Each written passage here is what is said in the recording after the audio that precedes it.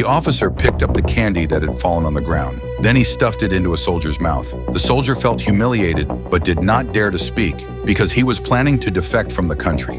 Late at night, when everyone was asleep, he slipped out of the camp through a ventilation opening. Then he crawled into a pre-dug tunnel and quietly crossed the fence, finally reaching the minefield. He then used a stick to mark the location of each landmine and drew a map to avoid them. Looking at the border, his eyes were filled with hope. But then a landmine exploded.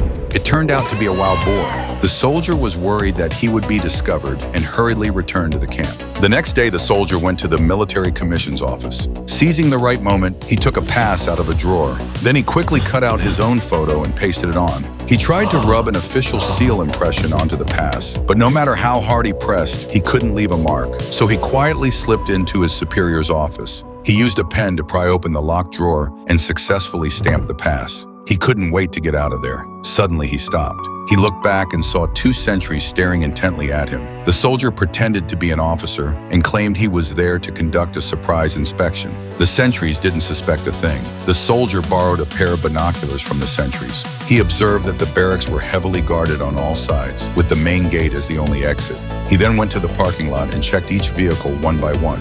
He noticed that the keys were still in the ignition of one car. So he pretended to be the driver and went to the banquet hall, where he helped a drunk officer into the car. As the car drew closer to the gate, his heart pounded with increasing anxiety. Suddenly, a hand rested on his shoulder. Fortunately, the officer was simply thirsty and wanted a drink of water. When the guard saw the officer inside the car, he immediately let them through. The soldier successfully escaped the barracks. When the officer sobered up, he found himself sleeping in a field. Just as the soldier was reveling in the joy of his escape, the car suddenly stalled. The car had run out of gas. This caught the attention of a passing military unit. The soldier produced a forged pass and managed to bluff his way through for the time being. He then tried to get his comrades to take him away, claiming he was on a secret mission. An officer sensed something was wrong and immediately contacted headquarters. The soldier immediately snatched the phone. He then snatched the gun from the officer's hand. A fierce struggle erupted inside the car in an instant. The car lost control, crashed into a road sign, and then rolled over. Soon a large group of pursuers arrived and surrounded the soldier.